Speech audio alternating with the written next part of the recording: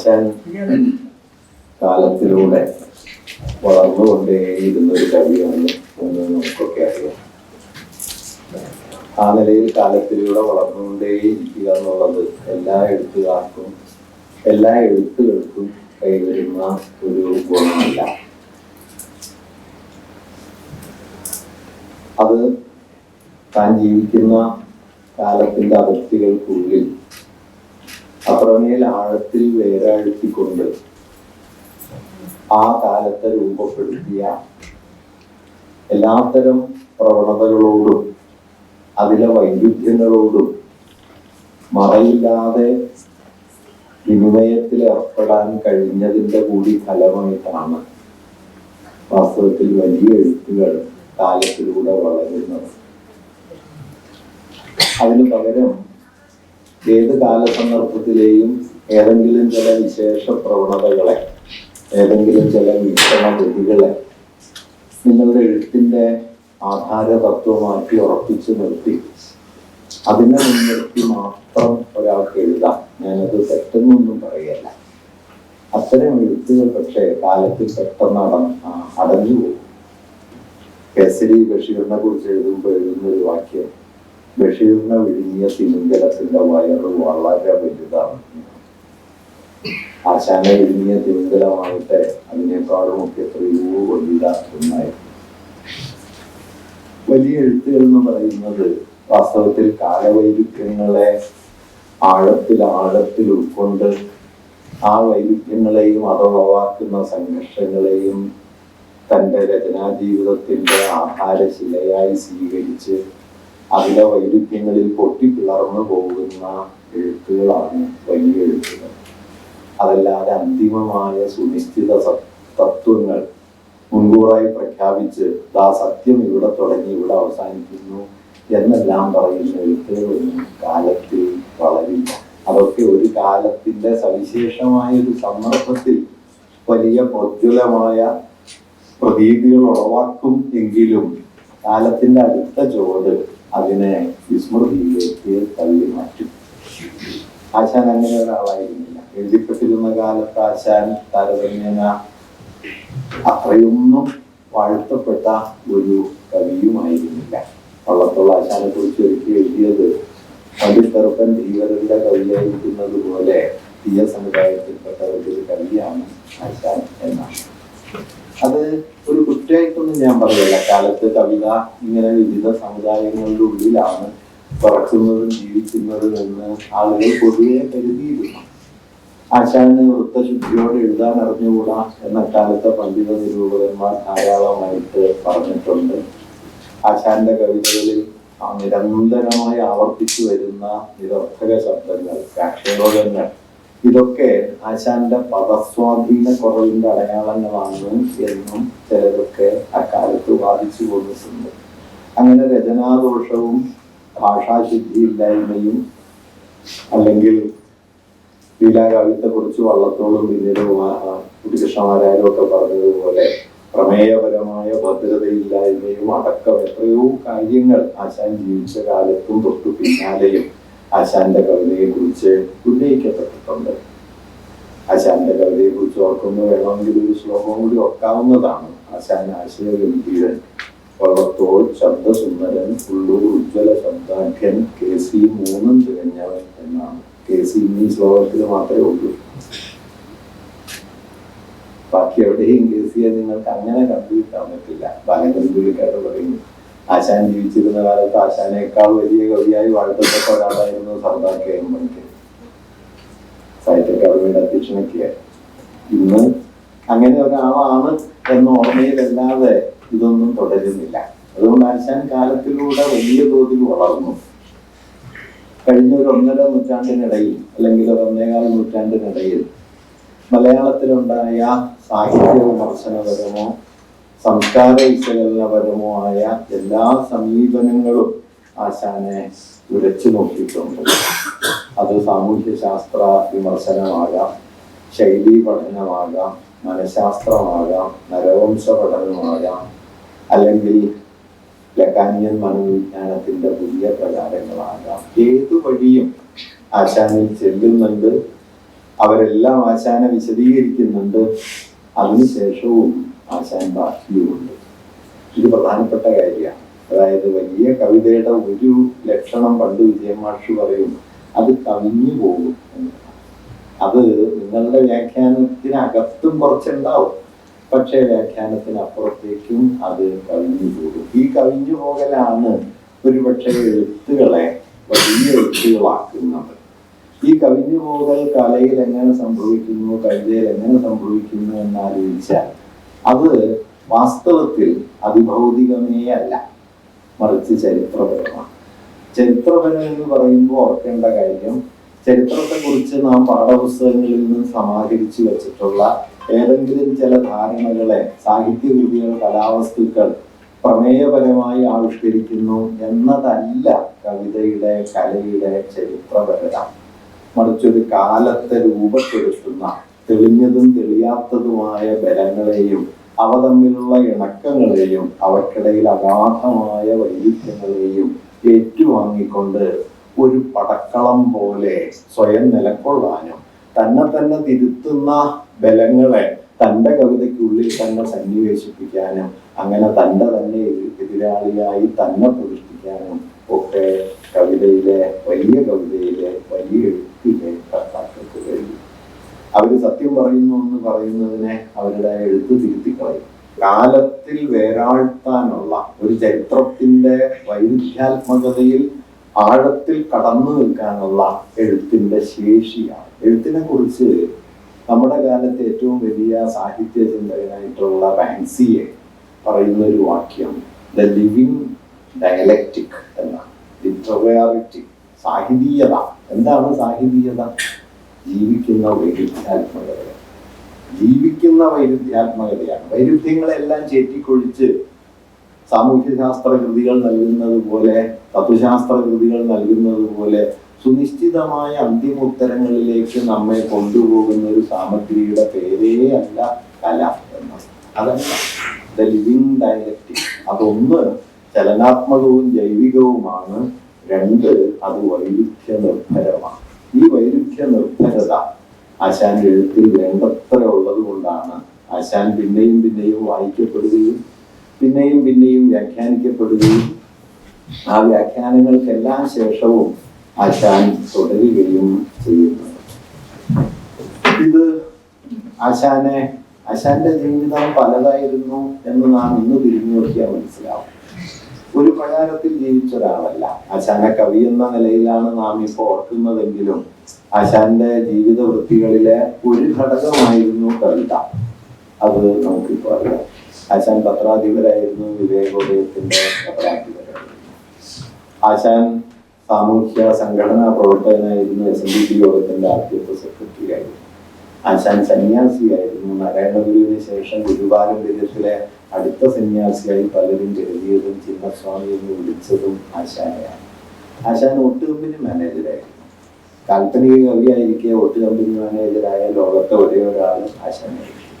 കാരണം പൊതുവെ പറഞ്ഞാൽ കാൽപ്പനികത വ്യവസായത്തിനെതിരാണ്.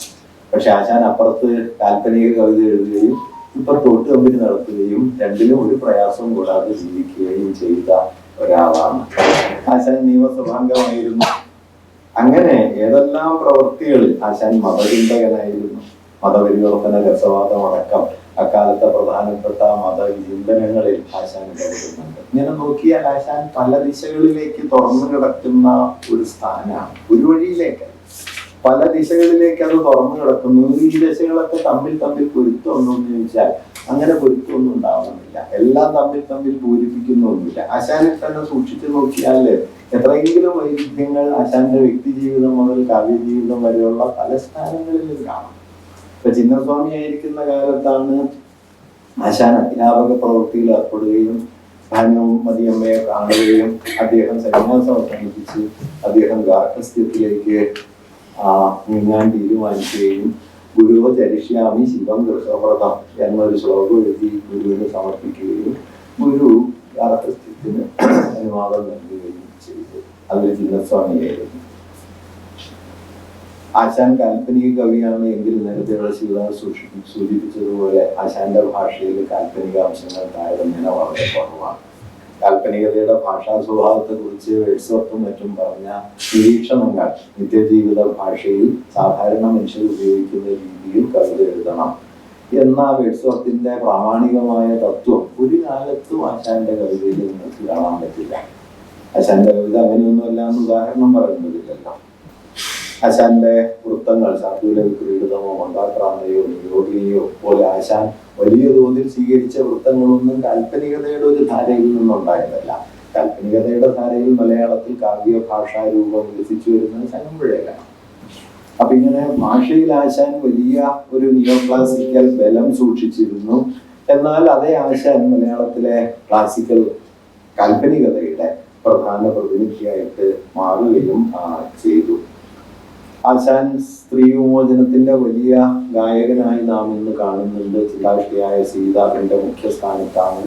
തീരെയും നളിനിയിലും ഒക്കെ ഇത് നമുക്ക് ഏറിയും കുറഞ്ഞും കാണാനായിട്ട് കഴിയും. എന്നാൽ ഇതേ ആശാൻ തന്നെ കുറച്ചുകൂടി മുമ്പ് കണ്ണേറുകൊണ്ട് കരിഷക്കടലിൽ വീട്ടും പെണ്ണുങ്ങളും പുഴി നിന്ന് പൊഴിഞ്ഞു പോകും എന്നെഴുതി ഈ പെണ്ണിന്റെ കടക്കണ്ണിൽ നിന്ന് എന്നെ രക്ഷിക്കണേ ഭഗവാനെ കത്തിച്ചുകൊണ്ടിരുന്ന ഒരാളും ആശാനിൽ ഉണ്ട്.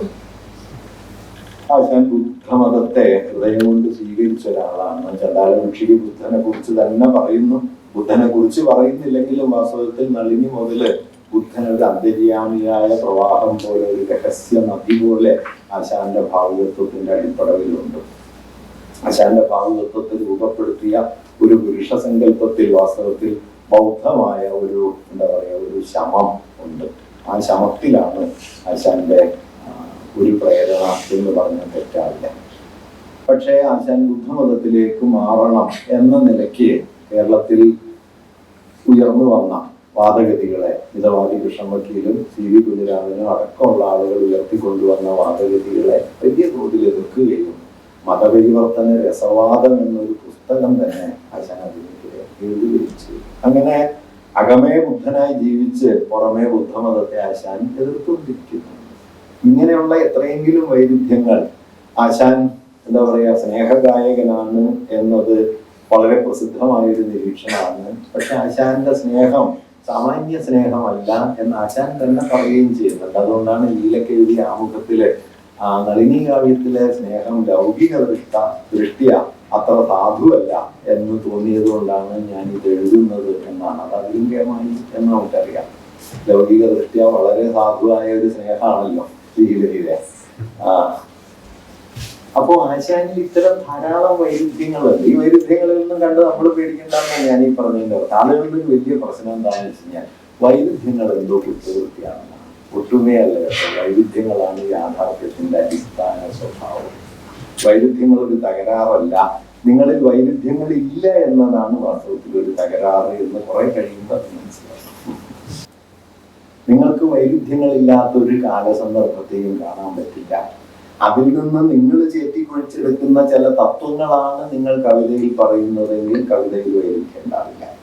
അതിൽ നിന്ന് ചേറ്റിക്കൊഴിച്ചെടുത്ത ചില ജീവിത സ്ഥാനങ്ങളിലാണ് നിങ്ങൾ ആദ്യം മുതൽ അവസാനം വരെ നിലയുറപ്പിക്കുന്നതെങ്കിൽ നിങ്ങളിൽ വൈരുദ്ധ്യങ്ങൾ ഉണ്ടാവില്ല. പക്ഷെ ചരിത്രത്തിൽ വേരാഴ്ത്തിയാൽ അത് കവിതയാകട്ടെ മനുഷ്യനാകട്ടെ, definitely he will contradict, the poem will contradict. വലുതായിരിക്കുമ്പോൾ വൈരുദ്ധ്യങ്ങളിൽ പെട്ടുപോകും. നിങ്ങളുടെ ജീവിത സ്ഥാനത്ത് സുരക്ഷിതമായി വൈരുദ്ധ്യങ്ങളെ അകറ്റി മാറ്റി നിർത്താൻ പറ്റും. പക്ഷെ ചരിത്രത്തിൽ വൈരുദ്ധ്യങ്ങളെ ഒഴിവാക്കാൻ പറ്റില്ല. കലയിലും വൈരുദ്ധ്യങ്ങളെ ഒഴിവാക്കാൻ കഴിയില്ല. കല അതിനോട് തന്നെ പോരടിക്കും. രാജാവിന് വേണ്ടിയാണ് സി വി രാമപിള്ള നോവൽ എഴുതിയത്. പക്ഷെ ഭരിച്ചത് ചന്ദ്രക്കാരനാണ്. കഥകൾ മുഴുവൻ പച്ചവേഷത്തിന്റെ മഹിമയ്ക്കാണ്. പക്ഷെ അരങ്ങിൽ ഭരിക്കുക കത്തിയാണ്. ഈജകനും ദുശാസനും ദുര്യോധനും ഭരിച്ച പോലെ ഒരു പച്ചവേഷവും കളിയരങ്ങിൽ ഭരിച്ചിട്ടില്ല. അതുകൊണ്ട് നിങ്ങൾ എന്തെഴുതാൻ ശ്രമിക്കുന്നു എന്നതിന്റെ രൂപം തന്നെയാണ് എഴുത്ത് എന്ന് തെറ്റിദ്ധരിക്കരുത്. അതിന്റെ ഒരു പ്രശ്നം എന്താണെന്ന് വെച്ചാൽ വാക്ക് നിങ്ങളായിട്ടുണ്ടാക്കുന്നതല്ല, വാക്ക് ചരിത്രത്തിൽ നിന്ന് വരുന്നതാണ്. നിങ്ങൾ ആഗ്രഹിച്ച അർത്ഥവും നിങ്ങൾ സങ്കല്പിക്കുക പോലും ചെയ്തിട്ടില്ലാത്ത അർത്ഥസൂചനകളും ഉൾക്കൊണ്ട് നിൽക്കുന്ന ഒരു അനുഭവ സ്ഥാനത്തിന്റെ പേരാണ് വാക്ക്. അതിൽ ഒരടര് മാത്രമാണ് ഡിക്ഷണറിയിൽ ഉണ്ടാവുക. ബാക്കി അടര് മുഴുവൻ ചരിത്രത്തിലാണ്. ഒരടര് ഡിക്ഷണറിയിൽ ഉണ്ടാവും. വിവേകം, കാര്യകാരണബോധം എന്നായിരിക്കും ചിലപ്പോൾ നിഘണ്ടുവില്. പക്ഷേ ദാരിദ്ര്യബന്ധം അറിഞ്ഞവർക്ക് പാരിൽ പരക്ലേശം വിവേകമുള്ളൂ എന്ന് നമ്പ്യാരെ വായിക്കുമ്പോൾ അന്യജീവൻ ഉതകി സുജീവിതം ധന്യമാക്കും അമലേ വിവേകികൾ എന്ന ആശാനം വായിക്കുമ്പോൾ വിവേക ഡിക്ഷണറിക്ക് പുറത്തേക്ക് ഈ പുറത്തേക്കുള്ള കവിഞ്ഞു പോകലാണ് കവിത. അതുകൊണ്ട് കവിതയെ നിങ്ങൾക്ക് മെരുക്കാൻ പറ്റില്ല. കവിതയെ, നല്ല കവിതയെ മെരുക്കാനുള്ള എല്ലാ ശ്രമവും പരാജയപ്പെട്ടതാണ് കവിതയുടെ ചരിത്രത്തിൽ നമ്മൾ കാണുന്നത്. ഏത് നിരൂപകൻ വ്യാഖ്യാനിച്ചാലും ഷേക്സ്പിയർ വാക്യമുണ്ടാവും, ഏത് നിരൂപകൻ വ്യാഖ്യാനിച്ചാലും ആശാൻ വാക്യമുണ്ടാവും. കാരണം അത് ആഴത്തിൽ വൈരുദ്ധ്യ നിർഭരമാണ്. ഈ വൈരുദ്ധ്യ നിർഭരത മലയാളത്തിൽ ഏറ്റുവാങ്ങിയ വലിയ എഴുത്തുകാരിൽ പ്രധാനിയാണ് കുമാരനാശാൻ. അതുകൊണ്ട് ആശാന്റെ എഴുത്തിൽ നമ്മൾ പല പ്രതലങ്ങൾ കാണുന്നുണ്ട്. ആശാനെ എത്രയെങ്കിലും വഴികളിൽ നിങ്ങൾക്ക് വായിക്കാം. മുണ്ടശ്ശേരി വായിച്ചതുപോലെ എത്രയോ വിശേഷണങ്ങൾ വന്നു. നമുക്കറിയാലോ, മനുഷ്യകഥാനുഗായി എന്ന ഗംഭീരമായ പ്രയോഗത്തിലൂടെ മുണ്ടശ്ശേരി ആശാനെ സ്ഥാപിച്ചു. അല്ലെങ്കിൽ ആശയഗംഭീരൻ എന്ന് വിശേഷിപ്പിക്കപ്പെട്ടു, സ്നേഹഗായകൻ എന്ന് വിശേഷിപ്പിക്കപ്പെട്ടു, വിപ്ലവത്തിന്റെ ശുക്രനക്ഷത്രം എന്ന് വിശേഷിപ്പിക്കപ്പെട്ടു. തായാട്ട് ശങ്കരനാണെങ്കിൽ അത് ബുഷ വിപ്ലവമാണെന്ന് കൃത്യമായിട്ട് സ്ഥാനനിർണയവും നടത്തുന്നുണ്ടായി. അങ്ങനെ എന്തെല്ലാം വിശേഷണങ്ങൾ ആശാന്റെ ചുറ്റും വന്നു. ഇതൊന്നും തെറ്റാണെന്ന് പറയല്ല. ഇതൊക്കെ പക്ഷേ ആശാന്റെ കവിതയിലെ ഏതെങ്കിലും ചില സ്ഥാനങ്ങളെ മുൻനിർത്തിയുള്ള വിശദീകരണങ്ങളാണ്. ഇത് തെറ്റായതുകൊണ്ടല്ല, ഇത് മാത്രമല്ലാതായതുകൊണ്ടാണ് ആശാൻ തുടങ്ങുന്നത്. ഇത് മാത്രമാണെങ്കിൽ പ്രശ്നമൊന്നുമില്ല. ഇത് നമ്മുടെ വലിയ കവികളെ പലരെയും നിങ്ങൾക്ക് ഒന്നോ രണ്ടോ വിശേഷണങ്ങളിൽ അവസാനിപ്പിക്കാൻ പറ്റും. കാരണം അതിനപ്പുറത്തേക്ക് ആ കവിത പോകുന്നുണ്ടാവില്ല. ആശാനെ നിങ്ങൾ കാൽപ്പനികൻ എന്ന് വിളിക്കുമ്പോഴായിരിക്കും ആശാന്റെ പദകോശം മുഴുവൻ സംസ്കൃതബദ്ധമായ നിയോ ക്ലാസിക്കൽ പാരമ്പര്യത്തിൽ നിന്ന് വരുന്നല്ലോ എന്ന് നാം തിരിച്ചറിയുകയും ഇതെന്ത് ചെയ്യും എന്ന ആലോചനയ്ക്ക് മുമ്പിൽ വൈരുദ്ധ്യവാദികളല്ലാത്തവർ സംഭ്രമിക്കുകയും ചെയ്യും. വൈരുദ്ധ്യവാദികൾക്ക് അറിയാവുന്ന ഒരു കാര്യം എന്താണെന്ന് വെച്ച് കഴിഞ്ഞാൽ അവരെന്ത് വാദിച്ചാൽ അതിൻ്റെ ഉള്ളിൽ അതിനെതിരായ ചിലതും കൂടി ഉണ്ടാവും. കാപ്പനക്കം പറയും, ഒരു പുസ്തകം എന്ന് പറഞ്ഞു കഴിഞ്ഞാൽ പുസ്തകം മാത്രമല്ല, കാലത്തിൽ പൊടിഞ്ഞു പോകാവുന്ന ഒരു സാധനം കൂടിയാണ്. അതുകൊണ്ട് എല്ലാ പുസ്തകത്തിലും ഒരു പുസ്തകമുണ്ട്, പുസ്തകമല്ലാത്തതുമുണ്ട്. പുസ്തകമല്ലാത്തതിലേക്കുള്ള പുസ്തകത്തിന്റെ യാത്രയാണ് വാസ്തവത്തിൽ നാം കാണുന്ന ഒരു പുസ്തകം എന്ന് കാപ്പൻ എഴുതിയിട്ടുണ്ട്. ഈ വാക്യം ഉദ്ധരിച്ചിട്ട് അടുത്ത ദിവസം കോള് വരും കേട്ടോ. പുസ്തകമല്ലാത്തതിലേക്കുള്ള പുസ്തകത്തിന്റെ യാത്രയാണ് പുസ്തകം. നോക്കി അത്യാവശ്യം പ്രാന്താന്ന് തോന്നുന്നില്ല കാപ്പനച്ചനത് എഴുതുന്നത് എന്തും.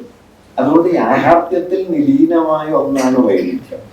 ആ വൈരുദ്ധ്യങ്ങളെ സുനിശ്ചിത സ്ഥാനത്ത് ഉറപ്പിച്ചിട്ടാണ് നമ്മൾ യാഥാർത്ഥ്യത്തെ മനസ്സിലാക്കുന്നത്. അതുകൊണ്ട് നാം മനസ്സിലാക്കുന്ന യാഥാർത്ഥ്യവും യാഥാർത്ഥ്യത്തിന്റെ ആന്തരിക ചലനശേഷിയും തമ്മിൽ ഒരു അകലമുണ്ട്. ഈ അകലത്തെ കാണുന്ന കണ്ണാണ് ഒരാളെ കവിയാക്കി മാറ്റുന്നതോ ഒരാളെ സൂക്ഷ്മദൃക്കാക്കി മാറ്റുന്നതോ.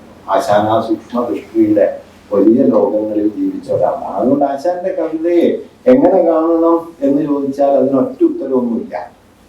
ഇതാണ് ആശാൻ കവിതയുടെ അർത്ഥം എന്ന് ഒരാൾ പറയുന്നുണ്ടെങ്കിൽ അതിന്റെ അർത്ഥം അദ്ദേഹത്തിന്റെ അർത്ഥം അതാണെന്ന് മാത്രമാണ്, കവിതയുടെ അർത്ഥം. അപ്പോ സ്നേഹം എന്നത് ആശാനെ കുറിച്ച് ആലോചിക്കുമ്പോൾ ഏറ്റവും കൂടുതൽ പറയാവുന്ന അല്ലെങ്കിൽ ആളുകൾ ആവർത്തിച്ച് ക്ലീശയായി പോയൊരു പ്രയോഗമാണ് സ്നേഹഗായകൻ എന്ന്. പക്ഷേ ആശാനിലെ ആ ഘടകം ആശാനെ കുറിച്ചുള്ള മറ്റ് വിശേഷണങ്ങളെക്കാൾ വ്യാപ്തിയുള്ളതാണ് എന്ന് ഞാൻ കരുതുന്നു. അത് മറ്റ് വിശേഷണങ്ങളിലേക്ക് കടന്നു നിൽക്കാൻ കഴിയുന്ന ഒരു സങ്കല്പനപരമായ വലിപ്പം ആശാന്റെ സ്നേഹസങ്കല്പത്തിനുള്ളത് കൊണ്ടാണ്. അപ്പൊ സ്നേഹം എന്ന് പറഞ്ഞാൽ രണ്ട് മനുഷ്യർക്കിടയിൽ അന്യോന്യമായ ഇഷ്ടങ്ങളോ അനുരാഗം പോലുമോ ആയിട്ടല്ല ആശാൻ കാണുന്നത്. അത് നമ്മൾ ആശാനെ കുറിച്ച് ഓർക്കുമ്പോൾ ഓർക്കേണ്ട കാര്യമാണ്. ആശാന്റെ സ്നേഹം അങ്ങനെ ചെറിയൊരു കേസല്ല. ആശാന്റെ സ്നേഹം ആ സങ്കല്പത്തിന് ആകാവുന്നതിന്റെ പരമാവധി വലുപ്പത്തിലേക്ക് എത്തിയ ഒരു കാര്യമാണ്. ചുണ്ടാലപക്ഷിയിൽ ആശാൻ സ്നേഹത്തെ കുറിച്ച് എഴുതുന്ന വഴി ശ്രദ്ധിക്കണം. സ്നേഹത്തിൽ നിന്ന് ഉദിക്കുന്നു ലോകം, സ്നേഹത്താൽ വൃദ്ധി നേടുന്നു. സ്നേഹം താൻ ശക്തി ജഗത്തിൽ സ്വയം, സ്നേഹം താൻ ആനന്ദമാക്കും. സ്നേഹം താൻ ജീവിതം ശ്രീമൻ, സ്നേഹവ്യാഹതി തന്നെ മരണം.